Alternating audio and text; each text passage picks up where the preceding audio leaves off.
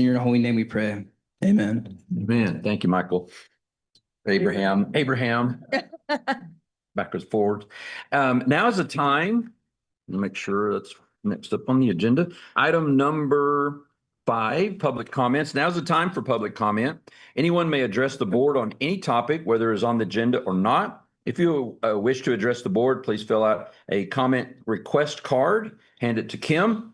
Remarks are limited to 3 minutes. Groups of more than 5 persons referencing the same topic may be asked to appoint one person to present their views before the board. Because of open meetings laws, the board may not discuss any topic not on the agenda and therefore will not respond to any remarks related to non-agenda items. The board may, but is not required to respond to agenda-related items. If your comment addresses a concern or complaint about a specific college employee or student, such complaints must be timely filed through the formal grievance processes under college policy. If you have not attempted to resolve a matter through the grievance process, you will be directed to the appropriate policy to seek resolution and may bring the matter to the board at a later meeting. We have one card, and that is Michael Fisher wishes to address us.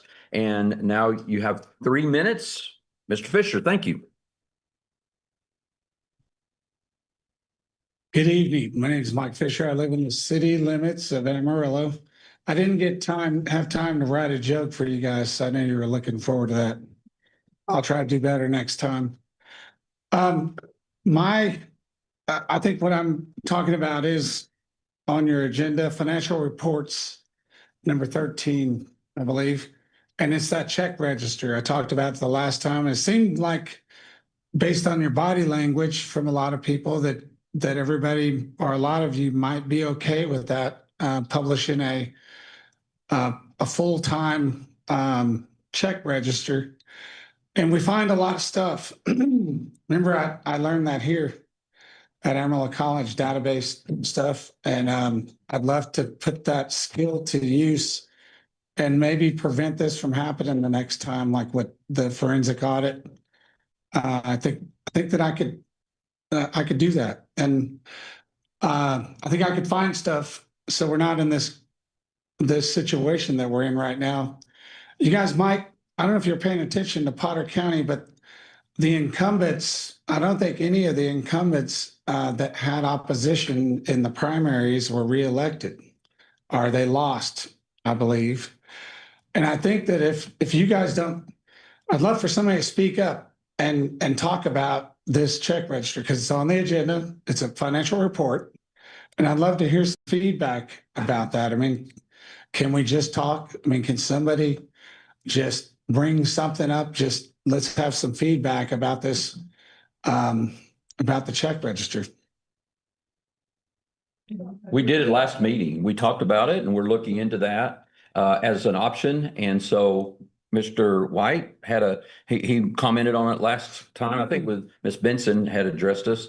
And so, yes, definitely there's some discussion going on about that. But can we have it on an agenda so there can be a discussion based on that, so you guys can make a decision? As soon as we are ready to do that, yes, sir. I think we're looking at software, some things that we need to take care of. There are a number of moving parts to look at, software, programs, and the feasibility of all that kind of thing. And I think it's premature to have a discussion about it right now until we get some of those parts in place. But we will be having a public discussion about it after we put a little more structure to it. Yeah. Yes. So can we ballpark a month maybe that you think you might be having a discussion? How many weeks away we might be? I have no idea. I don't know.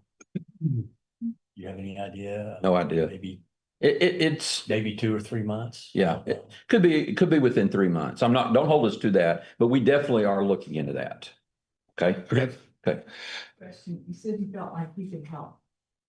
I can picture what that might be, that I wouldn't say that, but okay, like for example, if I had a check register before all this started going down with the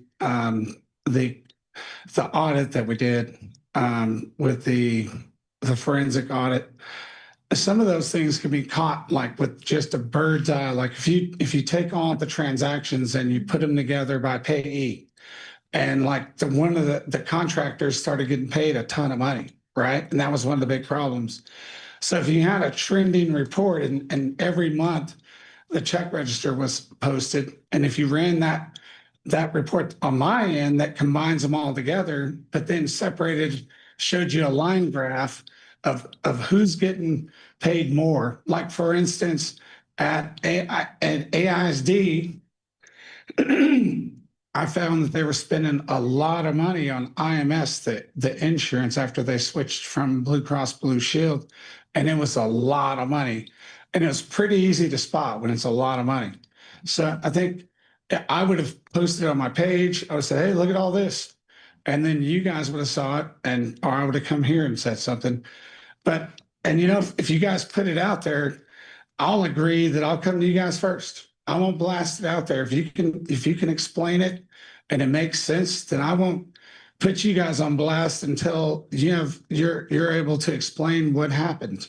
Okay. So, and I think that's fair. What don't you think? If I made that agreement to come talk to you first before I made you guys look bad, and it might be untrue because I have to fill in the blanks sometimes when people don't tell me not what I want to hear, but what I'm asking for. Okay. That might be within my rights. So I have to fill in those blanks. But thank you for talking. This is a good step. I feel better about just this conversation. It just feels very like suspicious when everybody just looks at you and then they use that Open Meetings Act as an excuse to not talk. This right here, I feel 10 times better, even though we didn't get anything done. Just by you guys talking. I encourage you to talk to everybody when you can. Okay. Thank you. All right. Thank you, sir. Appreciate that.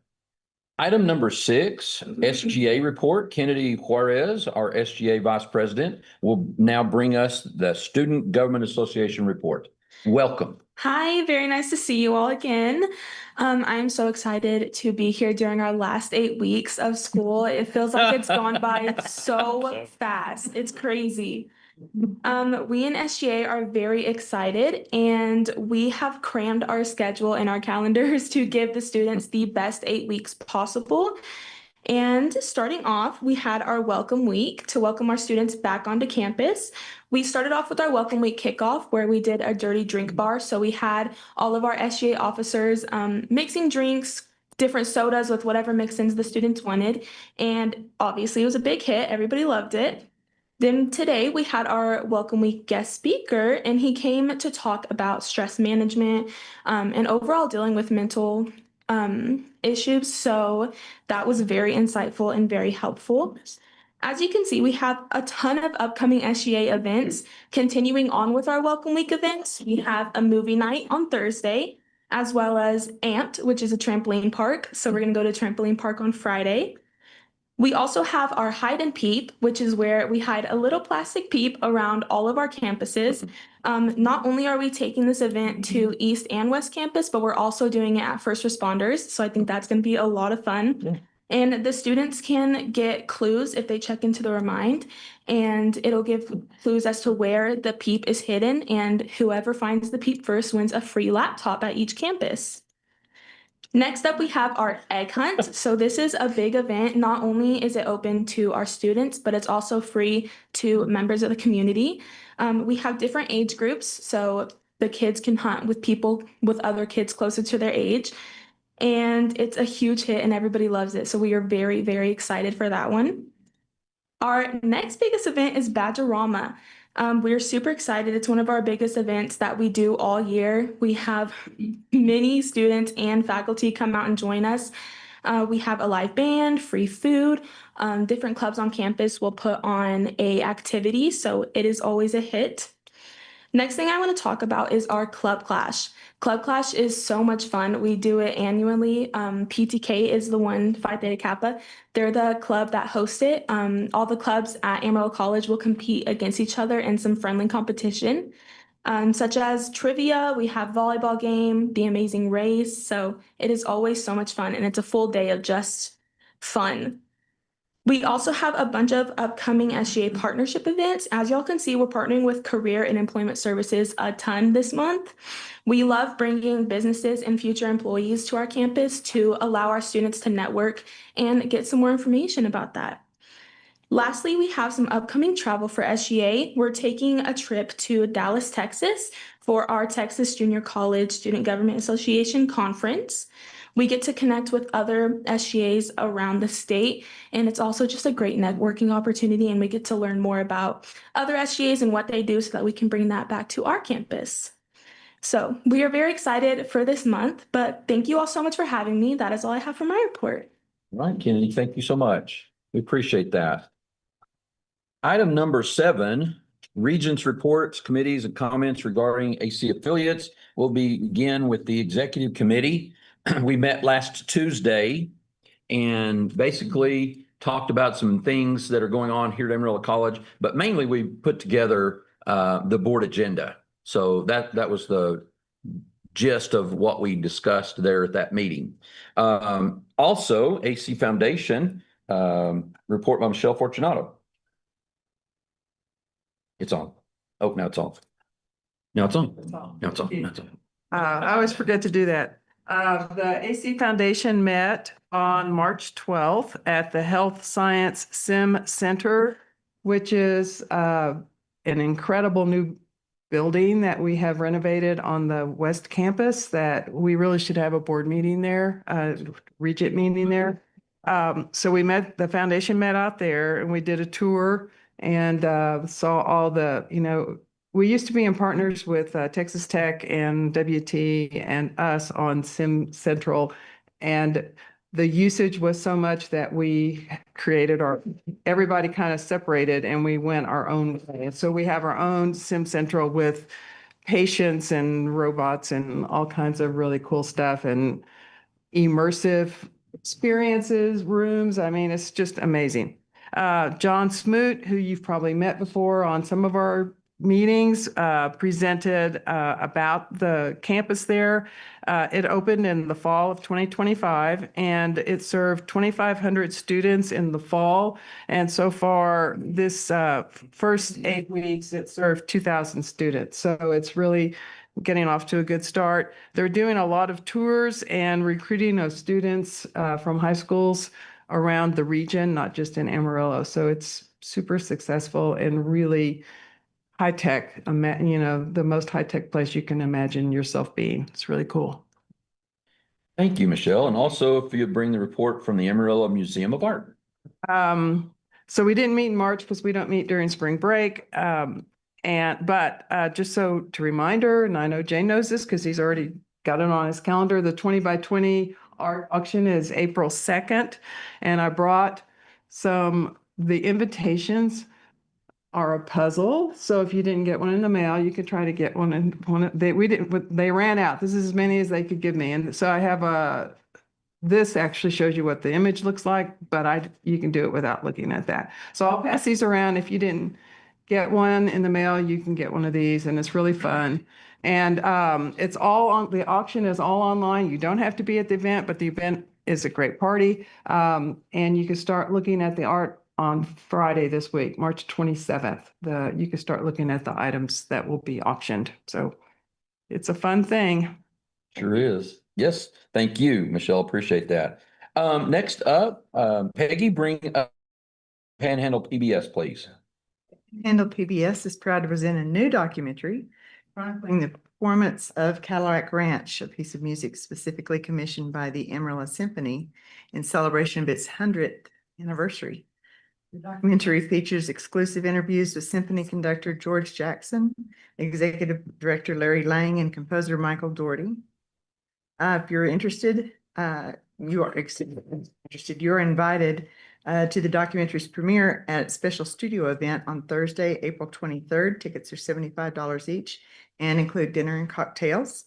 Available for purchase on the Panhandle PBS website. The documentary will also make its television debut on May 5th. Awesome. Thank you, Peggy. I appreciate that.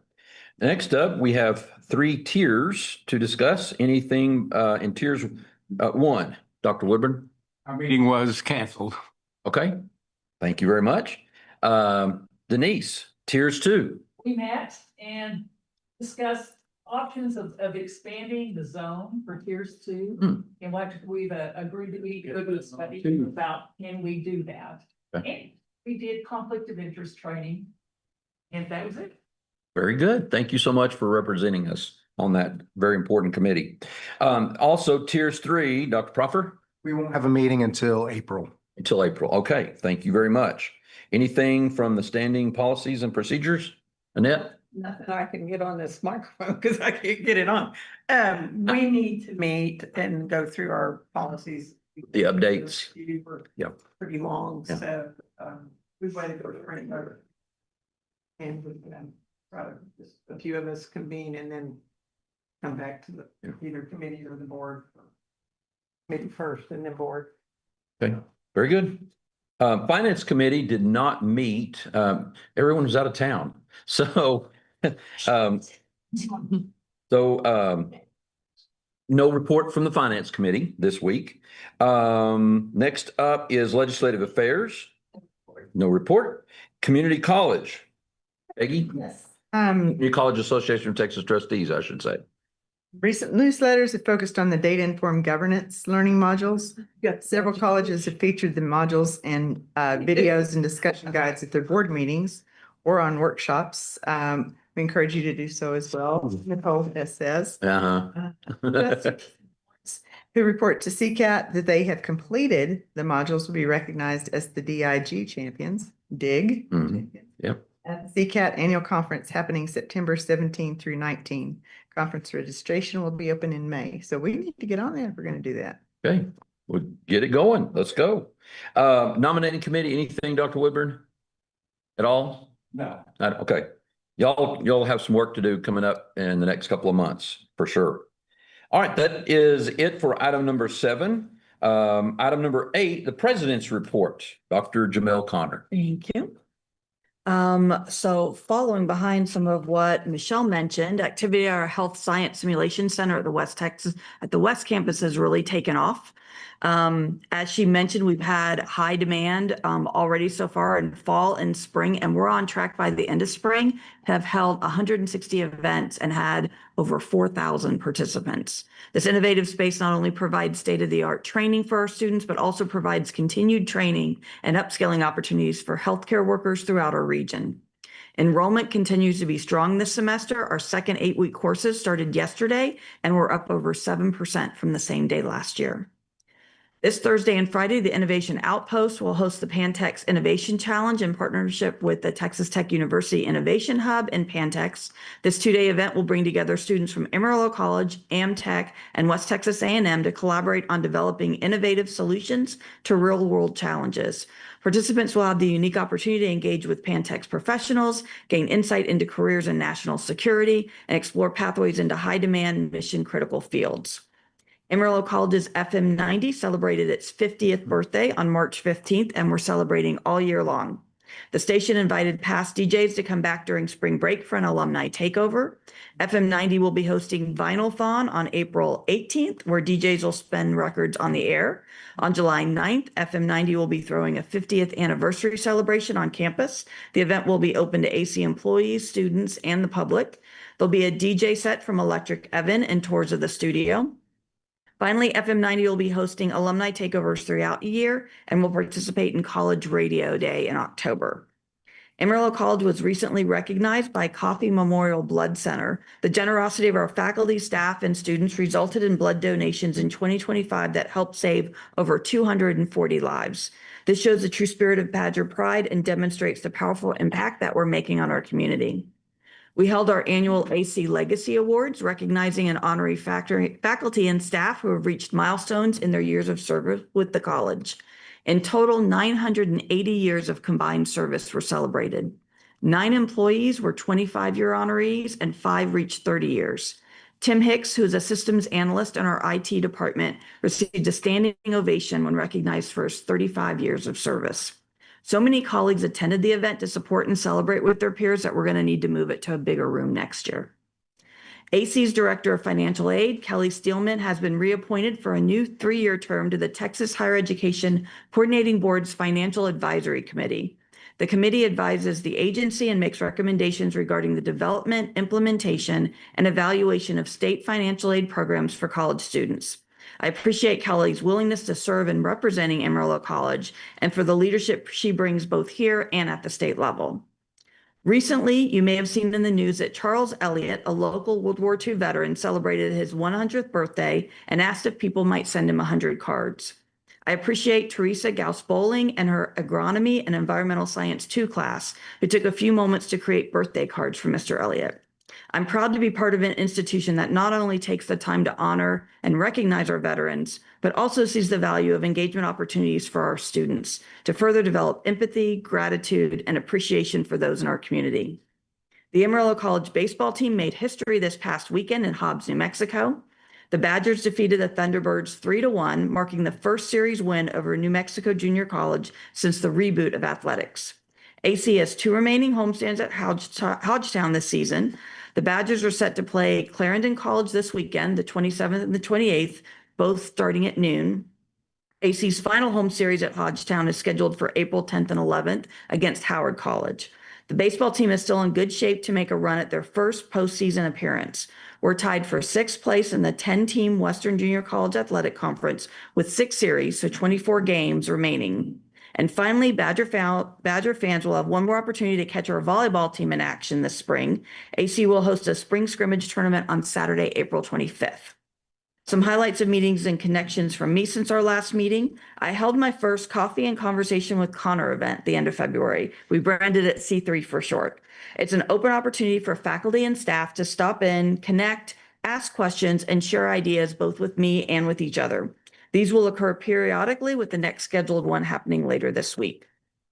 I attended the United Way Victory Celebration Lunch, where AC's own Pam Madden was named the 2026 Volunteer of the Year for her outstanding leadership as head of the campaign committee and for her immense impact on community fundraising efforts. We'll be following her lead again as Amarillo College volunteers step up to support our community and participate in Day of Caring on May 1st. Amarillo College sponsored a table at the Amarillo Children's Home Roots and Wings Banquet. It was an inspiring and moving event. With my passion for former foster care youth, I'm excited to engage with them on potential opportunities to support the children they serve as they look to the future they want to have and see how Amarillo College can help them achieve their goals. You'll hear more tonight about the remarkable accomplishments of our theater students, but I wanted to take a moment to recognize their incredible work on their recent production of The School for Lies, which was adapted from a 17th century French play.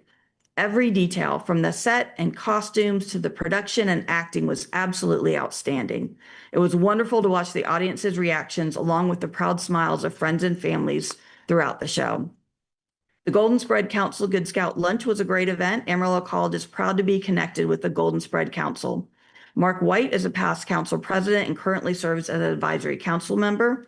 Edie Carter spoke at the luncheon. She's the current executive vice president and upcoming president of the council. And finally, Bob Austin and I attended the CISD, Canyon ISD, Business and Community Leaders Luncheon. In addition to seeing many of our partners across Amarillo and Canyon, they held a panelist discussion with leaders in banking, education, healthcare, and real estate on how artificial intelligence is impacting industries across our region and shaping the future of our workforce. And that's my report. All right. Thank you, Dr. Connor. Great report. Next up, item number 9. We'll look at 2 sets of minutes. First of all, we'll need approval for the February 24th regular session. So I'll entertain a motion there. Okay, Paul. Peggy, second. All right. Any discussion? All in favor of that motion to approve our minutes, please signify by saying aye. Aye. Any opposed with no? All right, that motion carries. Now we need to look at our special special board meeting on March 12th. I'll entertain a motion there. Approval. Yeah. Second. All right, second. David, and then any discussion?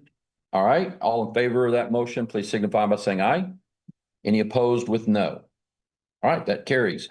Item 10, we have A, appointments. There are no faculty appointments this time, but we do have budget amendments on page 6, and I will entertain a motion thereof. I move approval of the consent Okay. agenda. Okay, thank you, Michelle. I hear a second. Okay, thank you very much, Irene. Any discussion? Now we're gonna talk about this, the theater renovation, but I was really glad to see that we had some money to do that in the budget amendments. Very Talk good. about it more later. Okay, very good. All right, we voted on that, right? Mhm. Oh, we didn't vote it. Okay. Got my train going on. Right. All right. So the motion has been made and seconded. All in favor of that motion, please signify by saying aye. Any opposed with no? All right, that motion does carry. Next up, we are really pleased to invite Miss Becky Burton to the podium to talk to us and give us an update about Badger Bound. Ms. Burton, thank you for being here tonight. Thanks. Good evening, everyone. Allie, do I know which button I push? It's the button. Ellie seems to be really good with just pressing Yeah, we buttons. need a lot of button pushing training. So, well, just a few minutes to talk about Badger Bound. I'm really excited about this program, really excited about the progress we're making with this program. This is just an overview of what it is. If a student completes 15 hours of dual credit with us, then they qualify for up to 45 hours of free tuition and books after they graduate from high school. And it is a 3-year ticking time once they graduate. So just some more information. I'm not going to read to you, I promise, but want to draw a couple of things to your attention on this slide. First of all, what does D&D student stand for down there at the bottom? That's a diploma and degree student. So if you'll remember, a diploma and degree student is a high school student who graduates from high school, but also graduates with us. So a lot of times we see those students get 60 hours, get their degree with us, but then still want to come back and do something else with us. Nursing, health science, different degree, whatever. So those students will qualify. They will have another 45 hours that they qualify for. CE courses and CE programs do not currently qualify under this program. So if a student wants to come and do something with us through continuing education, that would not qualify. Oh, I want to give you some numbers while you're looking at this slide. So by the end of this spring, we will have 1,100 dual credit students who have earned 15 hours. That's about 300 more than last year. Okay. 798 of those are seniors this year. So those numbers put us about 4 years ahead of what Collins' projections were. So students have heard about it and they are earning those credits. That will earn us about $3.8 million in HBA funding by the end of this year, this semester. Currently, we only have a matriculation rate of about 10% of students, though, who take dual credit that comes to Amarillo College. And that is one of the big things that we want this program to fix for us, is that matriculation. So from early conversations, early change of major forms, FAFSA forms, we think we will probably double that number and get a 20% matriculation rate next fall. So that's exciting as well. And just as a reminder that Badger Bound is last money in, right? So they still have to fill out a FAFSA and they have to use whatever Pell money they would get. And then this money would kick in to pay for tuition and books. We do have a website that's up and running and outward facing. Communications and marketing has helped us with that. And this just goes through what they have to do to claim the credit and then how they keep the credit. But I want to give you some idea of what we've done this year so far to promote this program. Last summer, we sent out information to our high school counselors and our CCMRs at the high schools just to start letting them know we would start talking about it, just kind of give them a little teaser. We started working with communications and marketing to get our website up. And since then, it has been nonstop. We have hosted a regional superintendent meeting here on campus where we explained the program to superintendents. We had Dr. Davis Jenkins, who is nationally renowned on the landscape of dual credit, come in and speak to those superintendents to help them understand the importance of dual credit. Dr. Sobey and I have met with AISD leadership on at least 2 separate occasions, maybe 3 now at this point. He and I have also met with CISD 3 times. Dr. Sobey and I have been to Region 16 3 times to discuss the program. I've met with 2 AISD principals and various other principals over the phone and on Zoom. I have had meetings with 10 districts outside of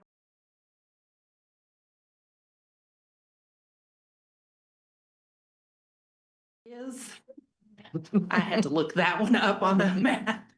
But Luling ISD is down between Austin and San Antonio. Wow. And they have reached out to us as well. So word is getting out. Bowie ISD has reached out. Few down at the Metroplex area have also reached out. So lots of interest in our program. These are just comparison of enrollment numbers.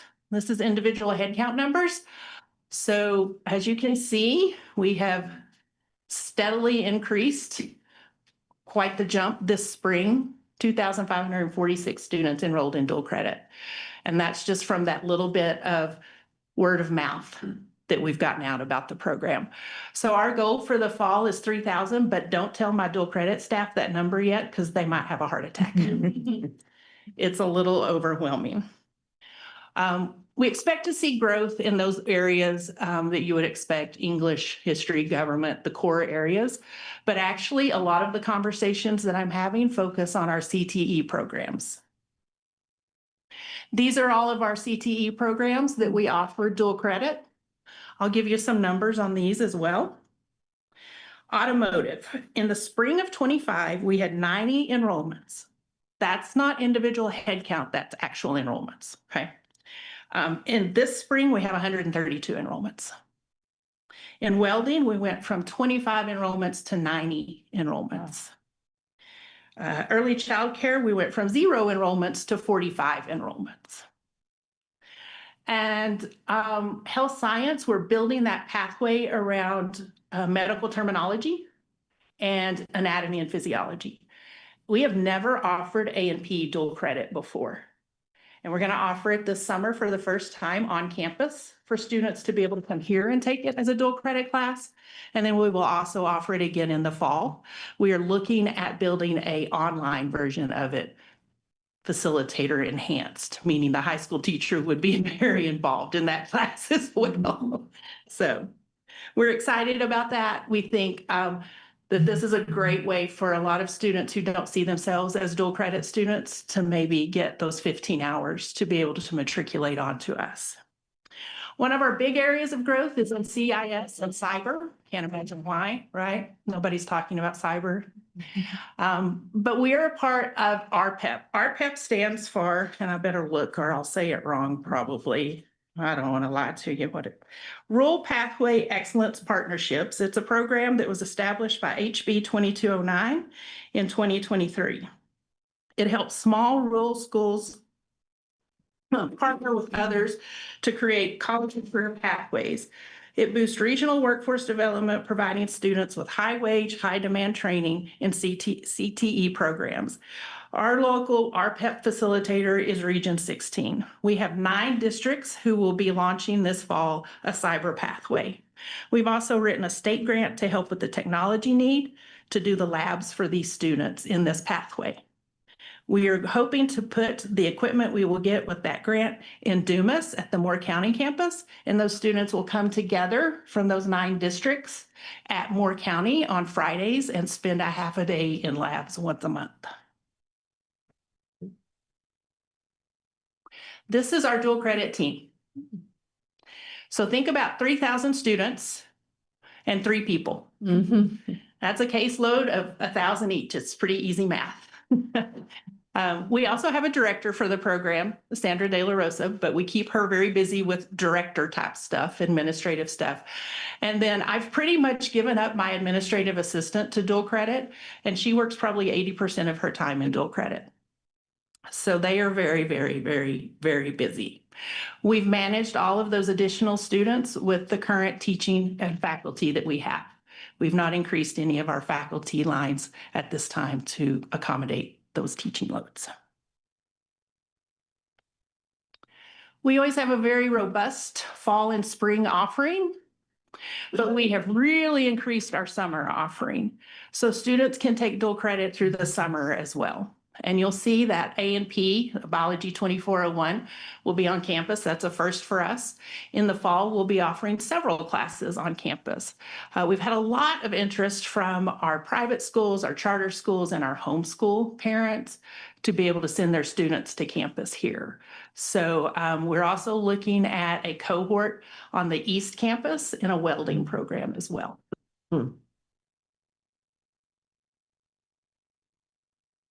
So we are continuing to figure out the outreach piece of it and the marketing piece of it.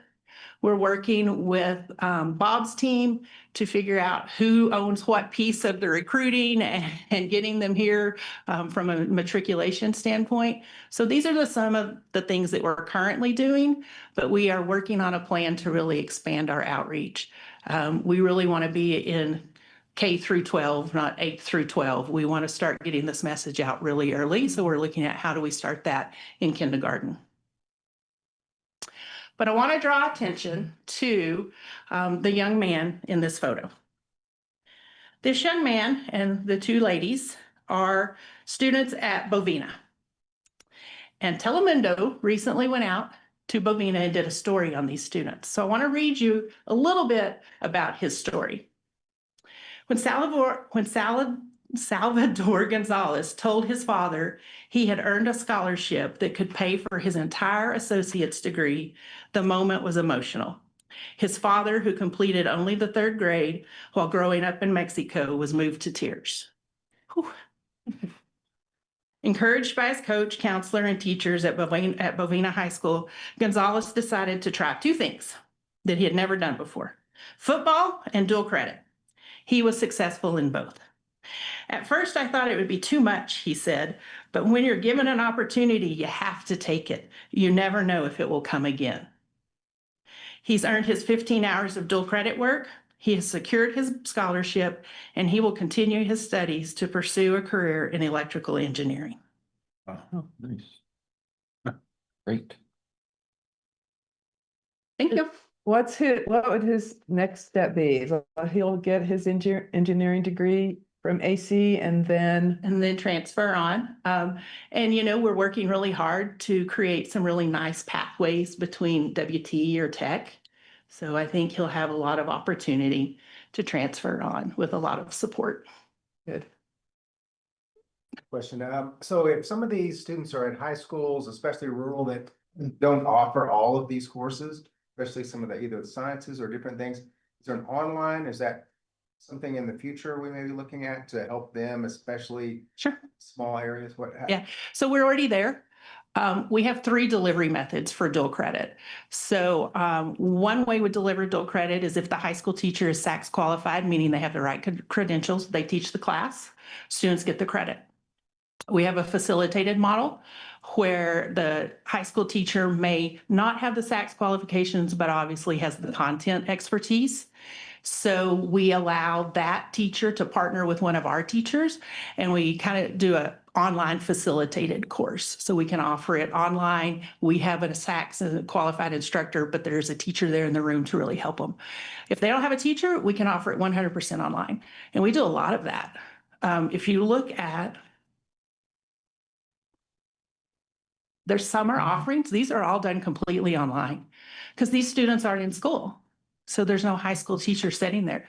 So all of these outside of the biology class are 100% online classes. So any high school can pick up any of these classes to be able to create a 15-hour grouping. And that's what we're working on with a lot of these schools is what does that 15 hours look for you? And it's, you know, core classes that are going to transfer. So. For these classes, 6 week, 8 week, what are we looking at? No, we run with the high school schedule. So these are 16-week classes. Yeah, the only thing that we offer 8 weeks is the EDUC 1100 Learning Frameworks class.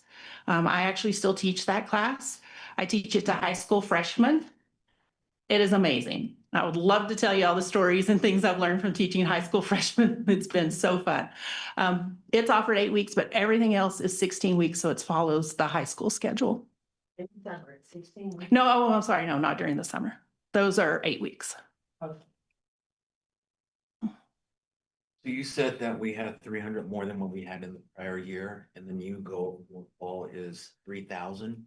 So the 300 more is how many students have earned the 15 hours. So last year we had about 800 that earned the 15 hours by the end of the spring semester. This semester we have 1,100. The 3,000 is the actual number of students, individual headcount students we hope to have next fall. Do we have enough bandwidth to cover all of that? Right now we do. When we hit about 3,500 or 4,000, I will be very worried. As long as it's spread out amongst, several programs, it's a little bit easier. If everybody wants to do welding, then that's a problem. And then you said that ability of getting an additional 3.8 million. So 3.8 million is what we earn off of those 1,100 that completed the 15 hours this year. We got this at the house.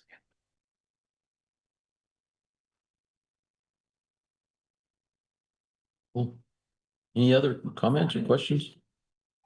These schools that you're talking to that are not in the area, what's your plan for them? So a lot of them, there's two things going on in the state right now. One is every high school has to create some type of college success course for their students who are not TSI complete. Okay, so on one side, they're looking to us for help on that college course, that college prep class, because we have an approved college prep for English. We're waiting to hear if our math is approved. There's very few colleges that have approved classes. So sometimes they're just looking for that. Okay, then they start hearing more about what we're doing, and then they become interested in Badger Bound. So for them, it would be online instruction, and we would figure out what is that core 15 hours and just offer those 15 hours of a core for them. And I have heard from one or two presidents that were kind of concerned, right? Because schools in their district are coming and are interested in Badger Bound, but I've assured them that we are not actively going into and approaching any of the schools outside of our district. And then Becky's doing a fantastic job that those that do call us, and if you want to kind of share how you work with them, so that we're not completely alienating what those colleges are doing with the high schools. Sure. Yeah. We want to continue to be a great partner to Frank Phillips and Clarendon. And so if we have a school from those districts call us, first I tell them, have you talked to your community college? And then I say, what can we offer that they can't? Because we can offer so many more classes than either one of those two schools have the capability to do. So I always say, let's focus on what they can't offer you, and let's offer it that way and give your students more options. So that's how we're trying to help those other community colleges still be able to offer what they offer, but then we can come in and support with things that they can't offer. Is the HB funding part of the dynamic? Mm-hmm. But kind of along those lines, some of the students qualify for these classes for free. Yes. Or by the state, but not all of them. Correct. So at the high school level, dual credit, if they are free and reduced lunch, then they do qualify for free dual credit. So the state does reimburse us for that as well. So we get the tuition reimbursement if they're free and reduced lunch, and then we get the 15-hour completion on top of that. Are there any kids that fall through the cracks that? There are, there's those kids that aren't free and reduced lunch eligible, and we still charge $50 a credit hour for dual credit. And so Dr. Sobey and I have conversations about that a lot. And I think moving forward, there's some things we'd like to try to do, and maybe some outreach we try to do to try to help with that. But right now, there are those students. So we do have some schools, though, that do offer scholarships. Some of the ISDs are able to scholarship some of their students. The great thing is that has opened it up, though, for so many students who would have never qualified, would have never been able to pay for it. All right, Becky, thank you so much for a wonderful report. We appreciate all the great work that you and your team are doing. Dr. Sobey, thank you very much as well. Wonderful news. This is great. This is what I think everyone envisioned. Actually, I think it's better than what was envisioned, at least this early on, right? So that's awesome. Congratulations. Next up is item 12. Mr. Monty Downs will be bringing us a great report on their theater students who've earned top honors for the world, maybe. I think at least the nation. Top honors for the world in our eyes. That's right. Yes, my name is Monty Downs. I'm one of the instructors of theater here at AC. Just as a quick little side note, we have 2 full-time faculty and 2 adjunct faculty, and all 4 of us are products of AC Theater and graduates of AC Theater ourselves. But what we're talking about is the American College Theater Festival. The American College Theater Festival started in 1969, and Amarillo College has been a participant in it since 1978. I myself since 1979. We really enjoy this partnership we have with the American College Theater Festival. In fact, in 2006, 2007, and 2008, when we still had state festivals, we hosted a state festival here on our campus in the experimental theater. 5 other colleges and universities from our 5-state region would bring shows here and perform and have them seen and critiqued. And then in 2010 and 2011, we partnered with the Civic Center and the Globe News Center to host the Region Festival. The second year we did that, we had over 800 people come into Amarillo for that 4 or 5 days of theater stuff. As I said, we are one of the regions. There are 8 regions across the country. We are Region 6, Texas, New Mexico, Oklahoma, Arkansas, and Louisiana, so it's a big area. Colleges and universities throughout this region will participate in the regional festival. It's held in February. And as I talk about this, I just want to remind you that our students are true freshmen and sophomore. A lot of these other schools have juniors, seniors, and sometimes graduates that are participating in this. Each festival, they invite 3 to 6 productions from around the region to take a full-length production there and perform it. Last few years have been in Abilene at the Civic Center. Our first production of the year, title of show, was actually being held for consideration to go to that level. We did not get the invitation to go, but we were being considered. During that week, there are those 3 to 6 shows.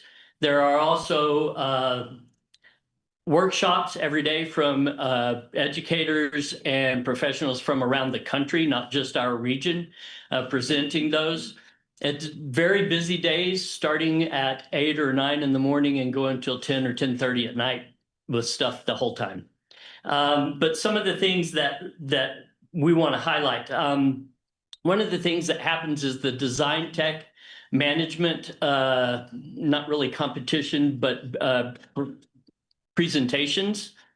And what it is, the students will take their work from what they've done for their shows at their school and present it there to be critiqued and looked at.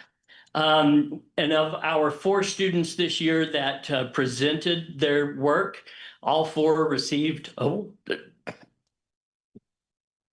sorry, theater people, we get emotional. All 4 of them were recognized. Awesome. Wonderful. Yeah.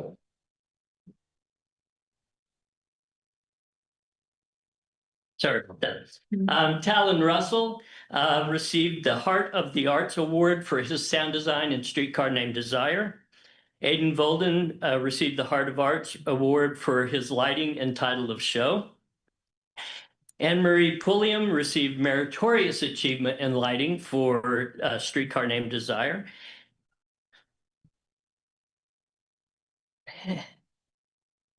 And Abby Atwood is our national qualifier in stage management.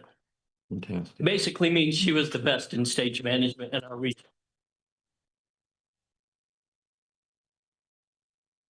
I want to introduce you to Abby, let her talk to you a little bit about her experience there and here at the school. I will give one disclaimer. She had wisdom teeth removed last week and she has a hole between her sinus and her mouth. So she may not talk very loudly. The show must go on. Hi, I'm Abby.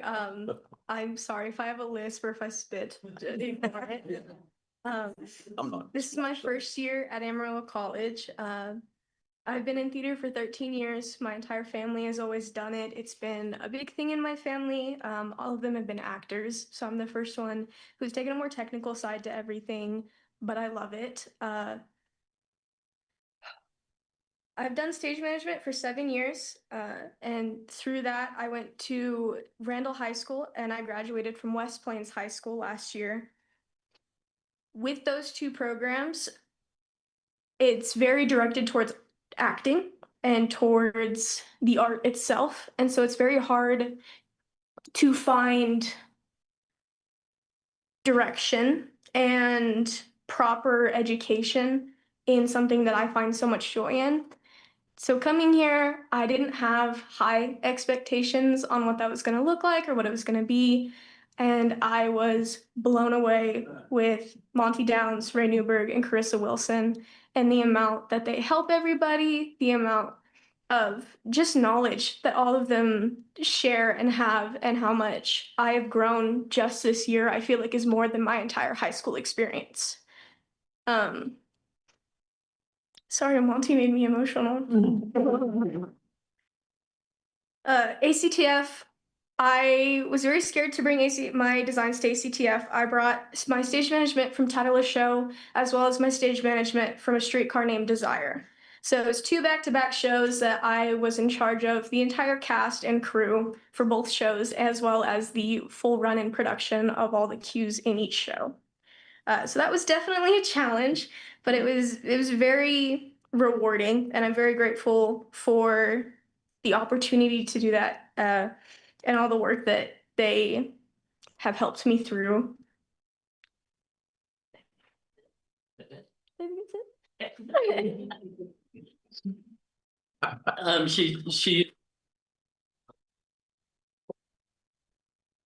She told you she did 2 stage managements back to back. Most schools, they get to stage manage once a year. She's actually stage managing right now our next show too. So 3 times this year she will do that. Another thing that happens during this 5 days is 10-minute plays. Students from around the region write 10-minute plays, and at the festival, they are paired up with a student that is interested in directing and also a student that is interested in dramaturgy. And they will have auditions and cast their 10-minute plays, and then there'll be an afternoon or evening where they will perform all of these 10-minute plays. Of the 5 students of ours that auditioned for the 10 plays, 4 of them were cast. One of them was actually cast in 2 shows. Sheldon Amos, a freshman, he was actually cast in 2 plays. I think that he was the only one this year. That happens occasionally, not very often. But also Talon Russell, a name you heard earlier.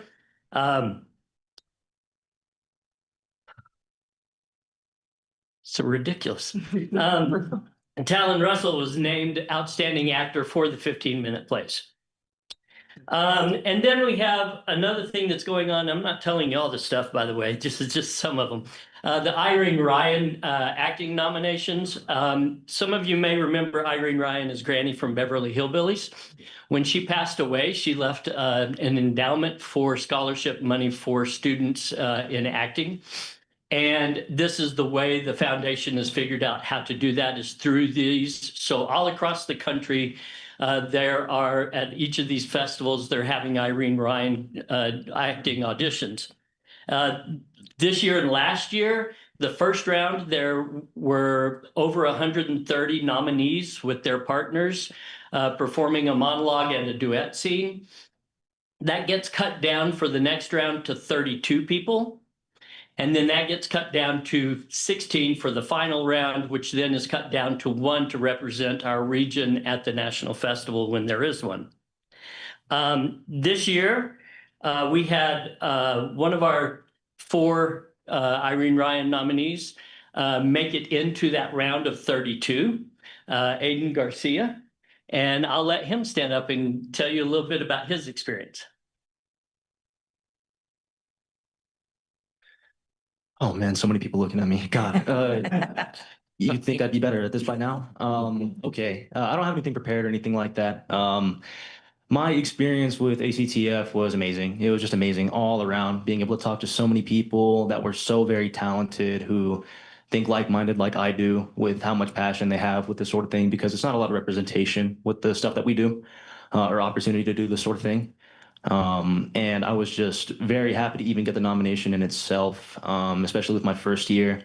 I do struggle with confidence issues a little bit with that sort of thing, but my directors in my company, that the friends that I've made, like just in this first year being at AC, has been detrimental. Like it's why I believe that I can do what I do now.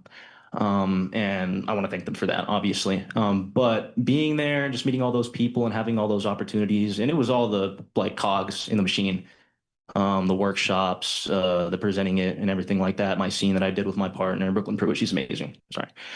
But it was just an amazing opportunity to do. And I came into it with just the mindset of I was just happy to be there, not expecting anything, and to get cut down and make it into a group of 32 people that I think the world of, and I haven't even met, just watching their work and everything. It was huge. It was massive for me. Of course, I was sad for my fellow actors that didn't make it with me to the semifinals, because part of me felt like it should have been them past me. But I tried my best not to think that way and just have faith in what I do and everything. But overall, it was an amazing experience. It brought me to in my company closer with each other, like more than I could have ever expected. And yeah, I just loved every single part of it. More so, I was impressed with our tech awards and everything like that. I mean, it was just massive. I was hooting and hollering whenever our names were being called. Anything that had AC mentioned in it, I was losing my mind. But I was just so proud of every single person that was up there accepting their awards and everything like that. And I was just happy to represent this place that I love to be at, like so effectively. And it was just an amazing experience. And yeah, I capped out at semifinals, but you know, being good looking can only take you so far. Oh my God. But that's all. That's all I have for me. I didn't have anything prepared. So thank you. And I don't want to miss something. So last year, one of our students, Brooklyn Pruitt,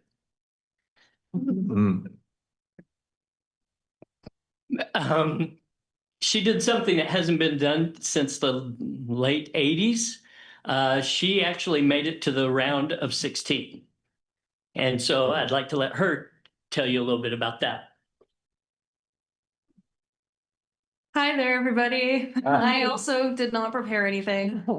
But I'll be glad to talk about my experience through KCACTF last year and this year. Last year, I was nominated for Performance in Proof, directed by Ray Newberg. And going into the experience last year with KCACTF, I had no idea what I was getting myself into. I had only heard little bits of what was going to be going on throughout that event through people who had experienced the year before. So just like what Aiden said, I was very excited and happy to be there. I was very self-conscious about the pieces that I had chosen. But I got a lot of help from the directors because they have more knowledge in theater and reading scripts and stuff like that than I do, and more experience and just more notes overall. And so they were able to help me get through, and then being able to give as much as I can through I think we had to have it maybe 3 minutes or 4 minutes combining our monologues and our scenes. So that very little time, I had taken their notes and their ideas and stuff and tried to make those 4 minutes impactful for our selectors and stuff.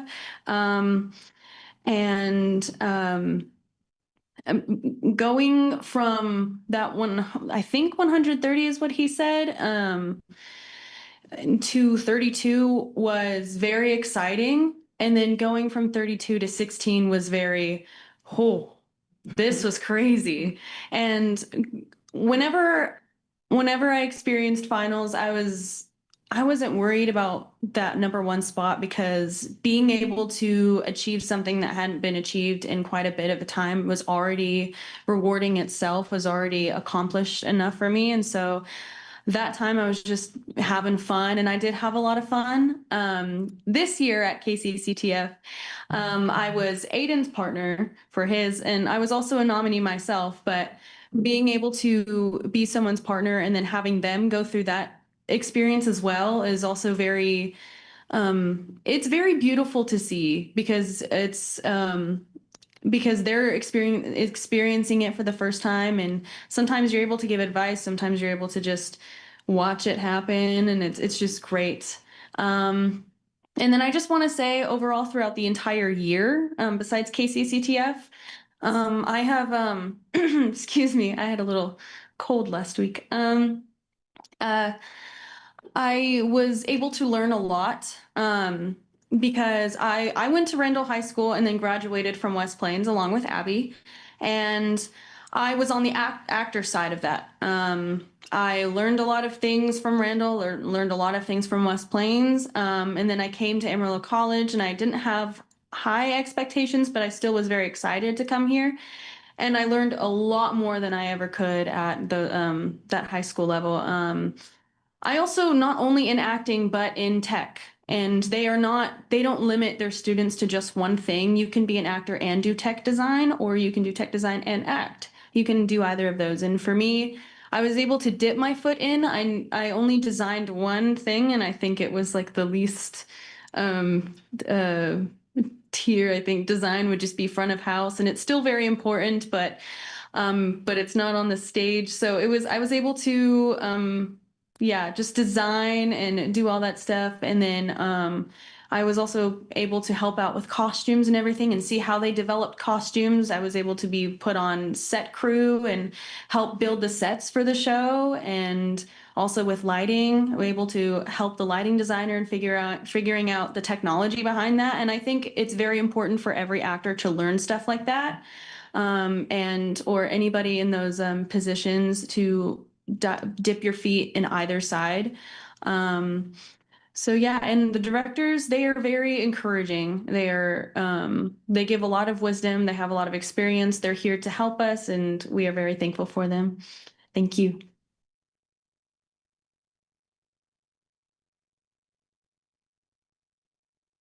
And sorry, this has gotten a little bit long. We'll wrap this up. One of the reasons why we like ACTF for Amarillo College is we try to take our whole department there because it is an intensive 5 days of everything to do with theater. And they not only get that experience, but they also start meeting students and faculty from other universities in this region so they can start looking for that next step when they leave us here. And for us, that is a huge part of it. We want them to look for and find that next step, whether it's going to school or going out into the professional world, whatever it is their choice is, it helps them to do that. And thank you for the time. If you don't mind, we have to skip out because they've got rehearsal. They're supposed to be at right now. So thank you very much. Yep. Before y'all do go to rehearsal, I just want to say thank you for your passion. I think Aiden mentioned that word.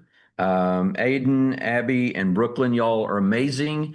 And we should be proud of this program. We would be lesser than the college that we are without you.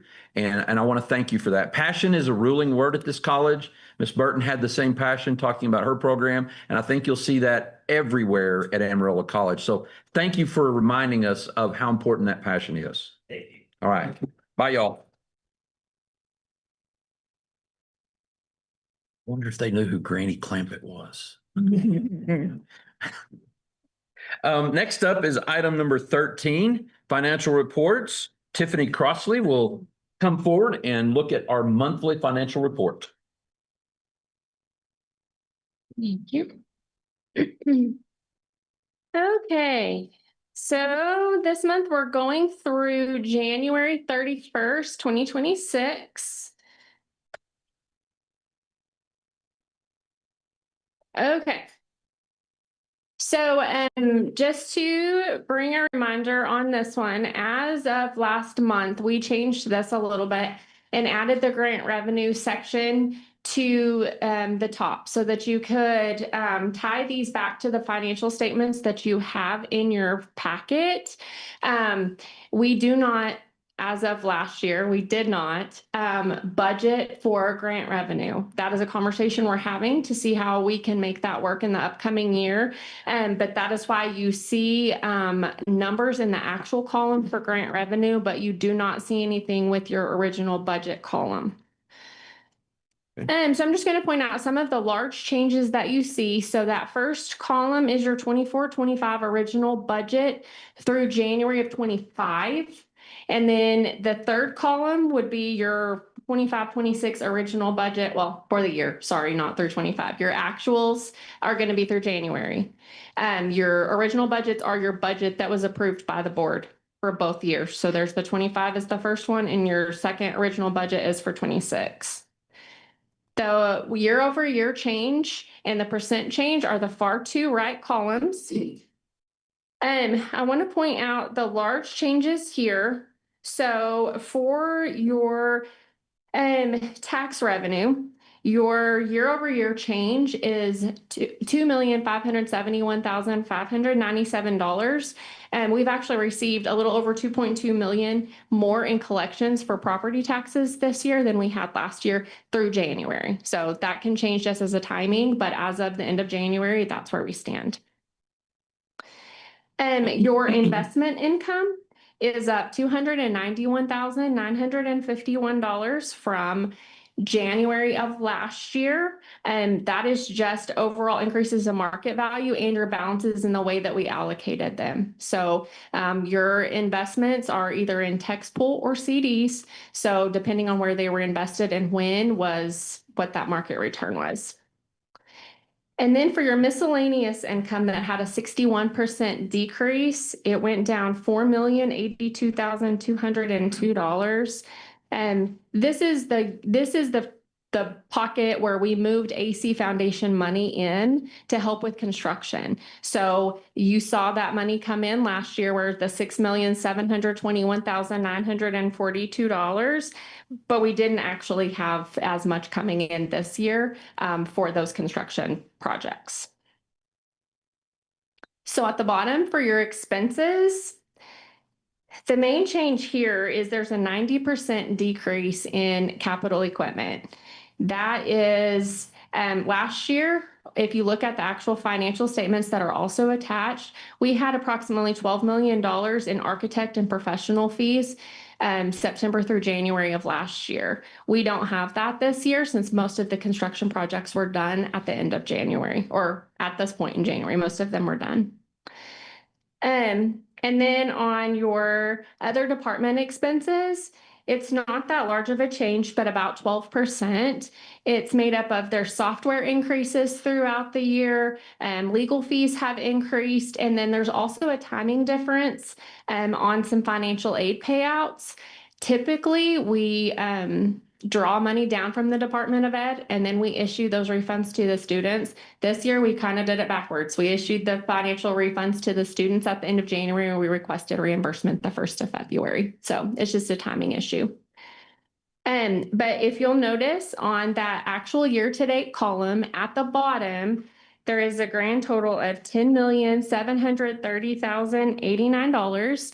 And as we've mentioned before, this is a revolving number throughout the year, but this right here is at this point in time at the end of January, what would be going into the bottom line.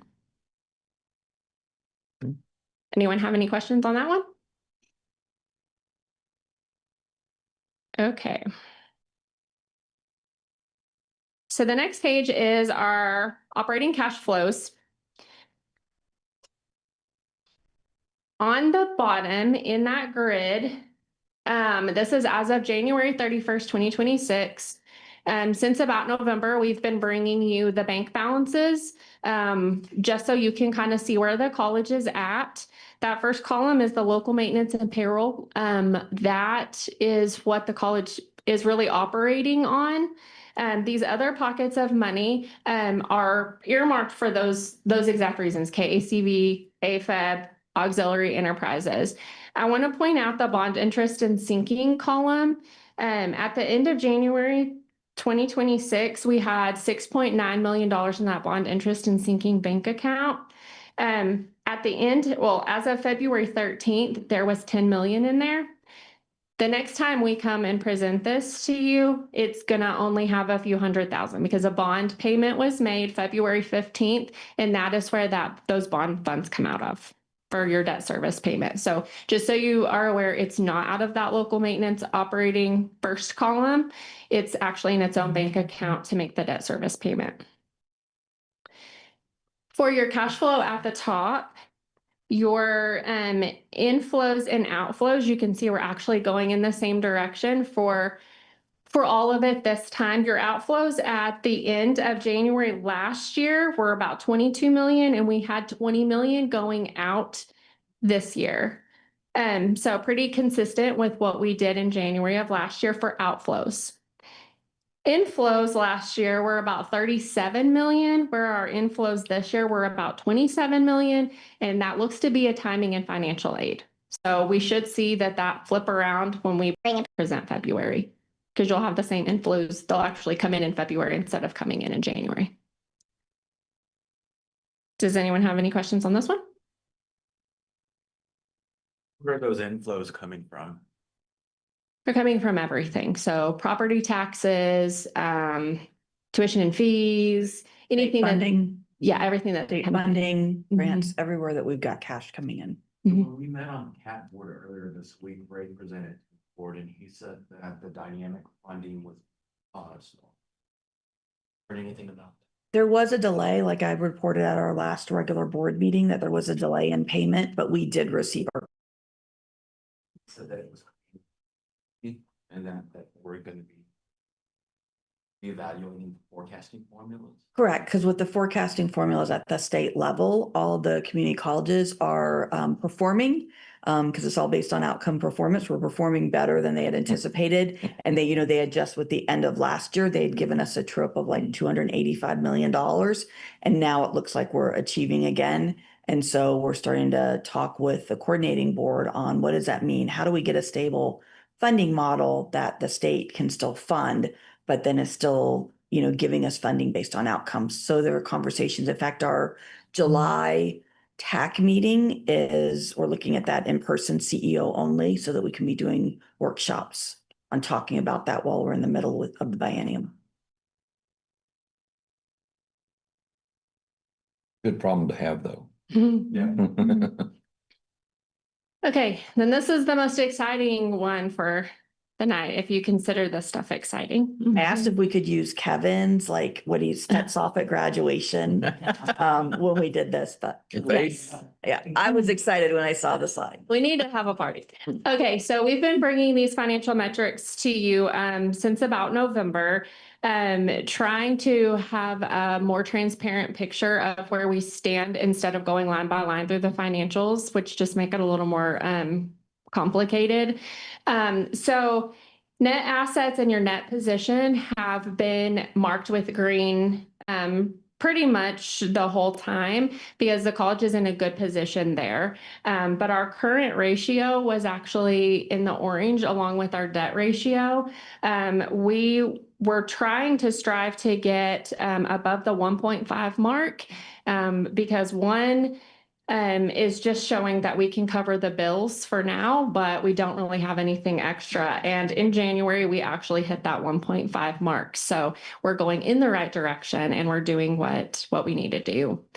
Our debt ratio is still in the orange and it's going to be there for a while. As I mentioned last time, the college doesn't have a lot of debt beyond these bonds. And so until we get a lot of this bond paid down, that number is not going to move very fast. So, but we're going in the right direction. Any questions? So is that debt, Dr. Connor, is that debt ratio dependent on our tax rate for the INS tax rate? Not necessarily, because we're still it's our bond debt payments. So it's what debt we have, and we are still making the payments at what we should. So Not having the income that we should have had. correct. So does that affect? No, because we still did we still did have a different funding source we were using out of our operating budget with the revised budget that I worked on. That will close that gap for this year. And then as we're looking at the rate for next year, we'll get that corrected. So it's covering all of our bond debt payments as it should be. All right. I'll entertain a motion on our financial reports. Move for approval. Hey, John, any second? Yeah. Annette, any discussion? Questions? I do have a question. Mhm. On AFib, Mark, I thought you said that that was not Right. existence anymore. AFib is not functioning anymore. There is $7,000 of profit to the college that's still stuck into that account. Okay. It will be there until that organization is formally dissolved. But it's not functioning, and that's just 7,000 that's stuck there, needs to get moved out eventually. Do we know when that might happen? No. We have to file some kind of dissolution with. Yeah, it's a little bit of a process. You gotta follow the Business Corporations Act, and you gotta do a plan of dissolution and some stuff, and it's just paperwork that we haven't really gotten around to doing. Where will that money go? It's not a lot, but. They do either operate. Yep. Yep. Any other questions or comments? All in favor? Oh, go ahead. I like the report. I mean, I like this format. Two. Yeah, thank you. Two. And I like the dashboard turning green. I do like the dot. The green dot. That's awesome. All right, all in favor of the motion, please signify by saying aye. Any opposed with no? All right, that motion carries. Also, item number 14, the investment report. Tiffany, take it away. Okay, you have an investment report from Hilltop Securities from December 1st through February 28th.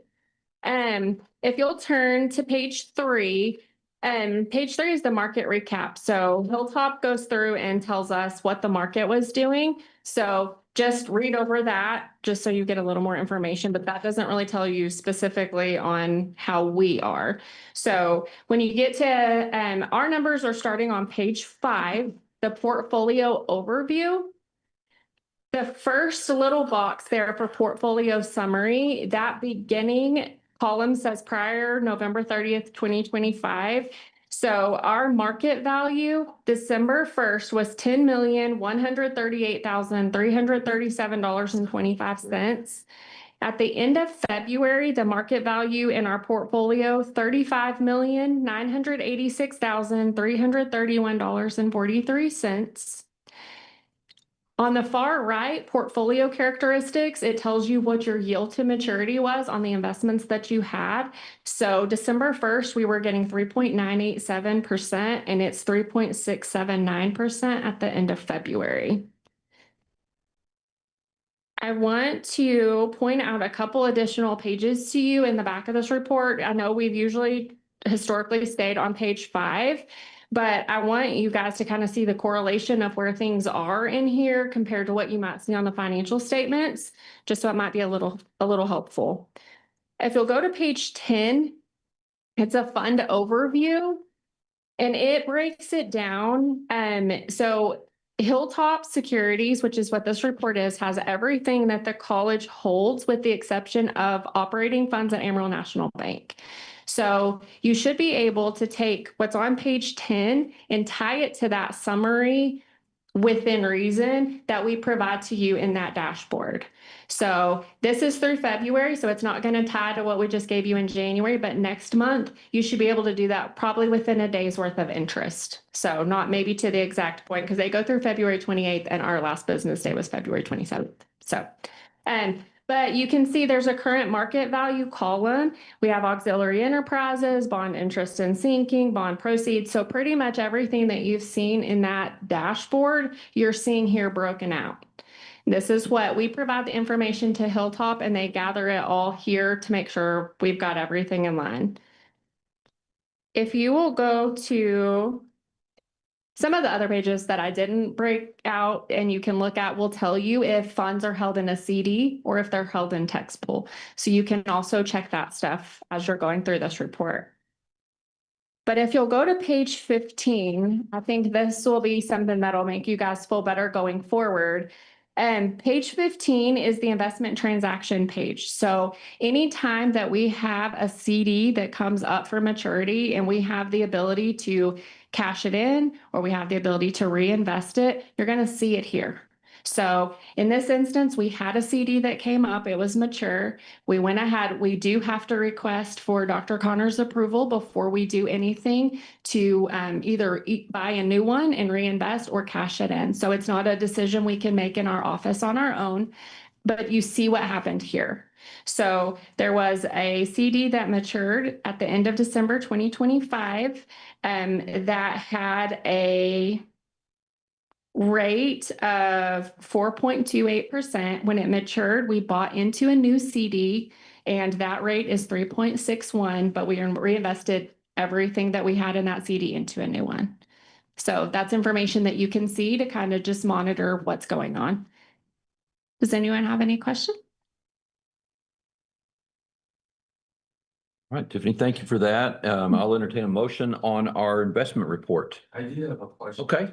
I'm hearing dashboard, but what we saw, it looked like a PowerPoint presentation to me. Is there an actual like online dashboard that? Not yet. Not yet. But that in essence is the dashboard for you to see an analytical strategic version of what's happening in the financial statements. Probably kind of almost a premature dashboard, like Right. we would Until have to wait on it. Until we have systems built. Yeah. Where you could click a button and have it show. This is our way to provide that to you right now. Yeah, perfect. So on item number 14, investment report, I'll entertain a motion. Approval. David and Annette, any discussion? All in favor of the motion, please signify by saying aye. Aye. Any opposed with no? Okay, that motion carries. Thank you very much, Tiffany. We appreciate all the hard work you're doing.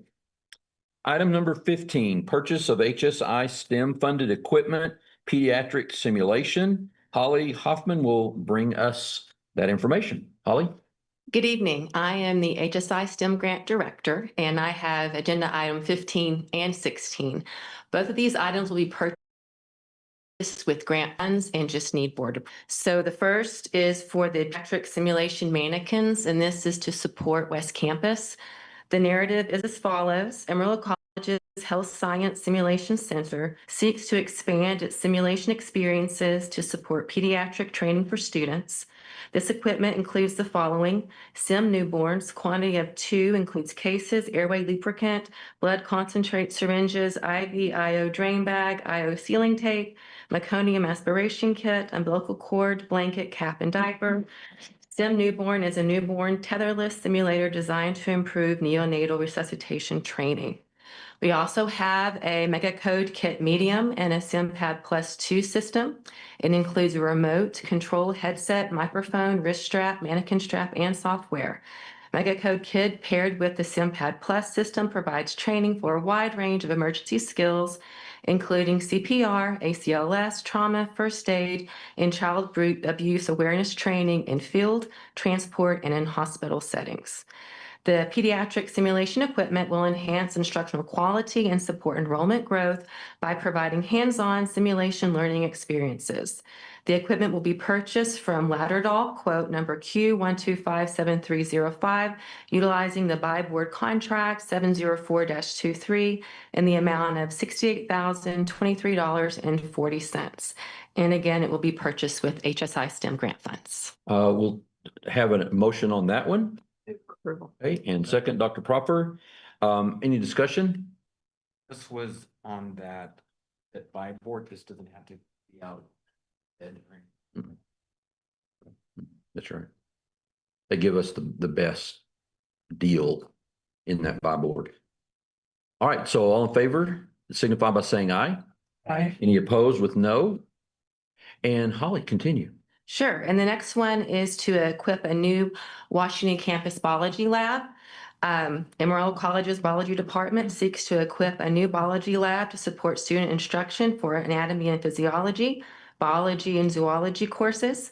The requested items include the following: 21 different anatomy and physiology instructional modules of various quantities, 9 sets of 10 zoological models, human muscular model, which shows the deep and superficial musculature in detail with removable parts.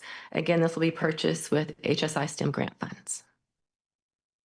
Oh, sorry, I left out a part. These items will enhance instructional quality and support enrollment growth by providing hands-on work-based learning simulation experiences. The equipment will be purchased from Anatomy Warehouse, quote number QN22089, utilizing the TIPS contract number 230807, and the amount of $63,751.52. Entertain a motion. Move for approval. Hey, John. Second, Peggy. Okay, thank you very much. Any questions or comments? Discussion? All in favor of the motion, please signify by saying aye. Any opposed with no? Thank you, Holly. This is great. Thank you. We're happy to make the Great purchase. stuff. Let's go get it. Yes. Sounds like a lot of fun Thank too. you. All right. Next up, item number 17, our concert hall theater renovation project. Dr. Frank Selby. Thank you for bringing that presentation to us tonight. Thank you, Jake. So we are seeking approval for a concert hall theater renovation project. The concert hall, which many of y'all have been in, is a wonderful space, and it's also the primary venue for our music department. And the current interior is a little bit dated, going back to 1997, the seating, the curtains, and the carpet. And this renovation would be a strategic, cost-effective alternative to a full structural overhaul, ensuring the facility meets NASM accreditation standards ahead of the 2028 site visit. The project utilizes cooperative purchasing agreements where noted to streamline procurement and ensure competitive pricing without additional bidding. 2 funding sources, one from the VPAA budget to pay for the labor, and then generous amount from the foundation. And you can see those amounts there and what that money would be used for to improve the space. So the board, after discussion, may wish to approve the concert hall theater renovation project. I move approval. Okay, and second, thank you, Michelle. And second, and any discussion? Well, it's worse than outdated. I'm being kind. You are being. It's a euphemism. Seats in there, and when you go in, you think there's some empty seats, and then you find caution tape over that, like there had been a murder there or something. It's really sad, and I don't get much feedback from the community, but I've had people say, when are you going to fix this place? So thank you, Foundation and EB, for doing this. When the faculty have behaved badly, I choose to have the all faculty meeting in the concert hall theater. That's totally me. All right. Any other questions or comments? All right. All in favor of this motion, please signify by saying aye. Aye. Any opposed with no? And if there are any, you have to sit in those seats that don't have chairs. So there you go. Thank you very much, Frank. We appreciate that. That motion carries. Okay. I'm going to change some things up a little bit on this. Next up is item number 18, our annual president's evaluation. This item is placed on the agenda in order for the board to discuss the president's annual evaluation for the previous year. Evaluation results have been provided to all our regents. And here it says, after discussion, the board may wish to take action with respect to the terms and conditions of employment or compensation of the president. What we're going to do is go into closed session at this time so the board may discuss the evaluation with Dr. Connor. And so there will be a closed session so that regents may, number one, discuss the evaluation and employment of the president of Amarillo College pursuant to section 551.074 of the Texas Government Code. And two, the second part will be consult with college attorney to seek his advice on confidential legal matters pursuant to section 551.071 of the Texas Government Code. What we're going to do now is go into closed session at 7:32. We will ask first Dr. Jamel Connor to stay only, and then when we're done with that, we'll ask Mark White to stay in closed session, ask you to come in to join that meeting, and then we'll come out of closed session, discuss the president's evaluation. Anyone may make comment at that time, and that's how we're going to conduct this closed session. All right, we're in closed session at this time.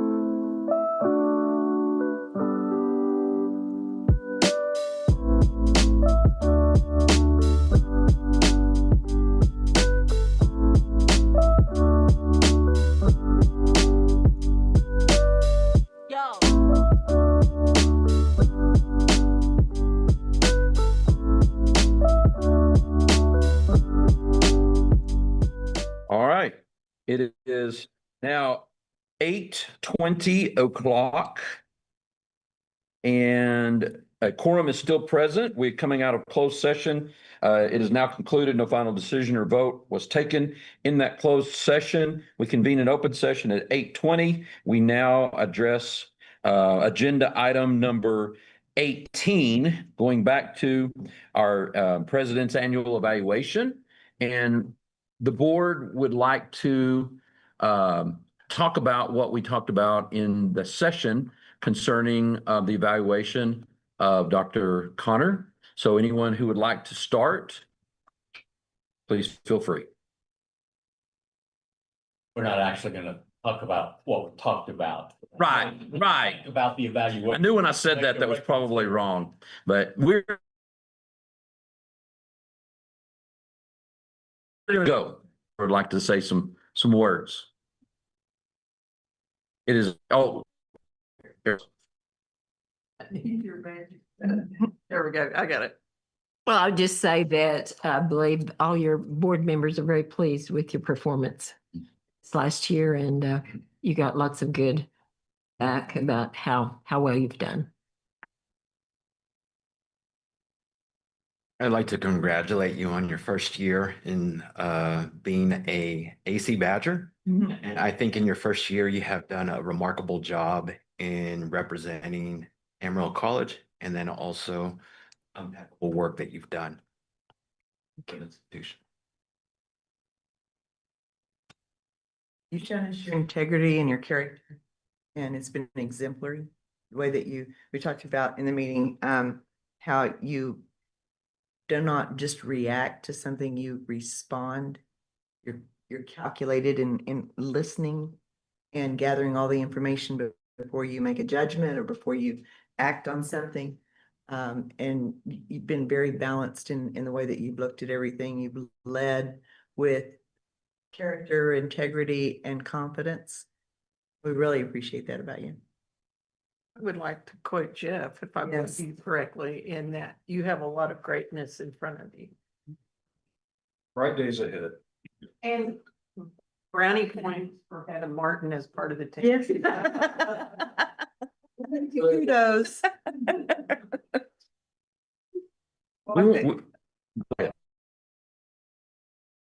I think you made it in college and in the community, and having moved here myself, I don't think this community is that easy to crack sometimes, and I think you have just had Herculean efforts in meeting people and being places.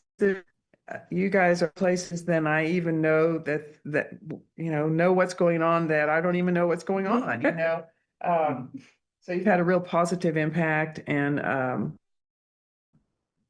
look forward.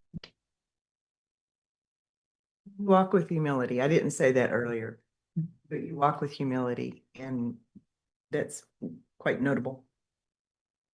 I think you've been the definition of steady leadership this last year, and I'm just excited about your vision. Thank you. Have you had the opportunity to meet with every department?